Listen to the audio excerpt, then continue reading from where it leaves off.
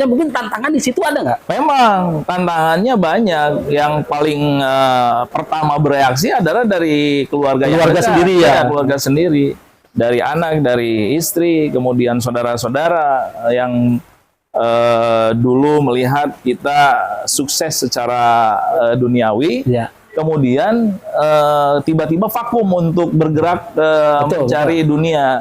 Padahal pola pikir saya sudah kan kalau manusia itu bergerak harus terus ada peningkatan. Iya, betul nggak?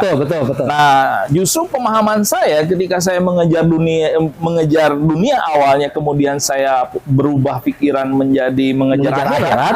Jadi sebetulnya saya itu naik level. Menurut pemahaman saya. Iya, betul. Sebelum dilanjut, ada pesan dari Lentera Hati, yaitu sedekah adalah harta kita yang sebenarnya. Jadi jangan lupa untuk bersedekah. Assalamualaikum warahmatullahi wabarakatuh. Selamat datang di Lentera Hati. Oke, pada saat ini kita akan ngobrol dengan Ketua DKM Pak Haji Peri. Ini dia Pak Haji Peri. Assalamualaikum warahmatullahi wabarakatuh. Waalaikumsalam warahmatullahi wabarakatuh.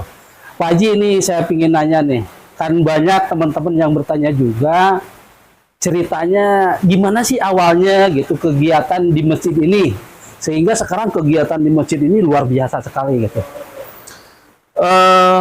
Bismillahirrahmanirrahim. Assalamualaikum warahmatullahi wabarakatuh.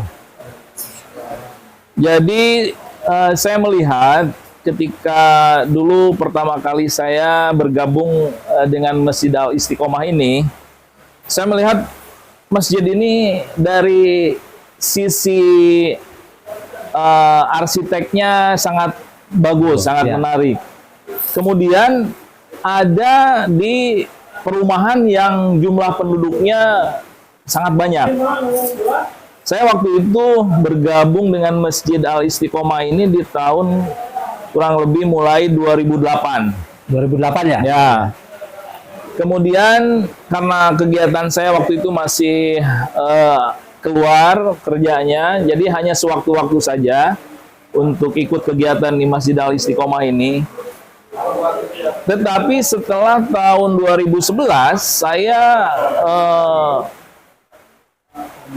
memutuskan untuk tetap tinggal di Puri Ciberem ini. Kemudian saya waktu itu kebetulan memutuskan untuk berhenti bekerja dan beraktivitas yang banyak, hanya untuk beraktivitas di Masjid Al Istiqomah saja. Jadi Pak Haji itu memutuskan kerja itu karena pingin di masjid gitu ya? Ya begitu. Nah, jadi memang ini ada satu perubahan pola pikir. Saya melihat zaman sekarang seperti Pak Obing ini jadi YouTuber kan atas perkembangan zaman ya. Mengpotong dulu ya. Tadi Pak Haji memutuskan itu, saya kira keputusan itu berat nggak Pak Haji nih awalnya? Memang, mungkin banyak gangguan atau halangan gitu. Iya memang keputusan yang berat, tetapi pola pikir saya sudah terbentuk bahwa yang saya cari sampai jauh-jauh pergi ke Amerika itu adalah untuk urusan dunia. Iya, betul. Ternyata menurut hemat saya setelah saya pelajari, sejauh apapun, sebanyak apapun harta yang kita usahakan, yang kita kumpulkan, itu yang kita makan hanya satu piring. Wah, luar biasa banyak. Kemudian kenikmatan itu, yang namanya nikmat dunia itu adalah yang disebutkan di Al-Quran hanya sebatas pandangan mata saja. Iya. Jadi disebutnya kenikmatan yang menipu atau fata morgana. Tapi gini Pak Haji, kan kalau misalkan Pak Haji udah bulat nih, udah memutuskan seperti ini, mungkin saja anak atau keluarga yang tadinya misalkan gampang ini untuk mendapatkan uang dan lain sebagainya, mungkin tantangan di situ ada nggak? Memang tantangannya banyak. Yang paling pertama bereaksi adalah dari keluarga sendiri ya. Keluarga sendiri, dari anak, dari istri, kemudian saudara-saudara yang dulu melihat kita sukses secara duniawi. Ya. Kemudian tiba-tiba vakum untuk bergerak mencari dunia. Padahal pola pikir saya sudah kan kalau manusia itu bergerak harus terus ada peningkatan. Iya, Betul iya, nggak? betul. Nah, justru pemahaman saya ketika saya mengejar dunia awalnya, kemudian saya berubah pikiran menjadi mengejar akhirat. Jadi sebetulnya saya itu naik level. Menurut pemahaman saya. Iya, betul. Jadi ada peningkatan menurut saya. Karena apa? Saya tuh mengukur dulu ketika mencari uang dari internet dengan begitu mudahnya pada tahun saya mulai di bisnis internet itu di tahun 2005 dari jual beli di eBay, di Amazon waktu itu, kemudian juga mulai mengembangkan channel-channel di YouTube. Kalau majalah bisnis yang di Amerika yang terkenal itu majalah Forbes, di situ forumnya banyak yang diskusi sampai yang ngechat ya, orang-orang Islam pun banyak yang berkomentar. Ya. Ada satu yang menggelitik saya, orang Islam berkata atau mengomentari seperti ini. Kapan katanya orang Muslim bisa sepintar dan sekaya Bill Gates? Nggak bakalan dapat, dia bilang begitu. Nggak bakalan tercapai. Ya.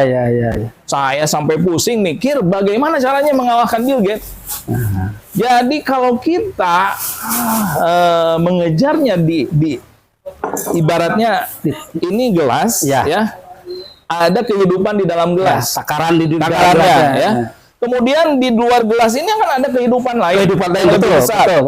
Nah, jadi kalau kita berkutat di dalam gelas ini, ya nggak bakalan dapat segitu-gitu aja. Iya, betul. Tapi kalau kita keluar dari gelas ini ada bangunan yang lebih besar, ada warung, ada toko dan lain sebagainya.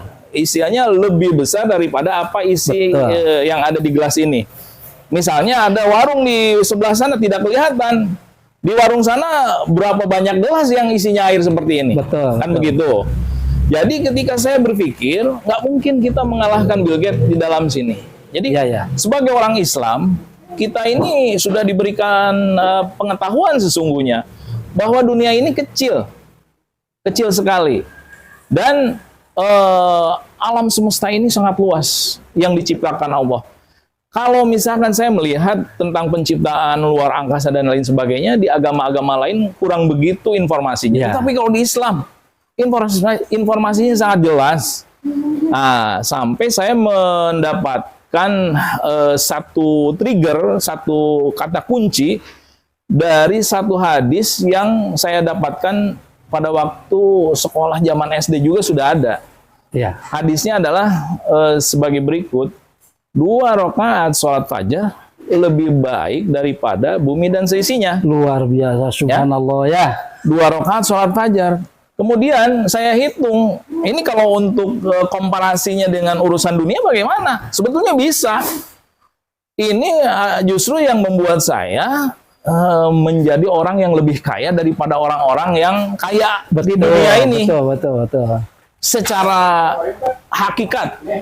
Secara lahiriah ya kita emang kalau kita mau melihat kayak Bill Gates punya miliaran dolar terus dia dipegang di tangannya, enggak lah, ya meskipun Bill Gates kaya tapi dia tidak pegang banyak, hartanya nggak dipegang sama dia, sama dengan orang yang tidak punya apa-apa juga tidak pegang apa-apa.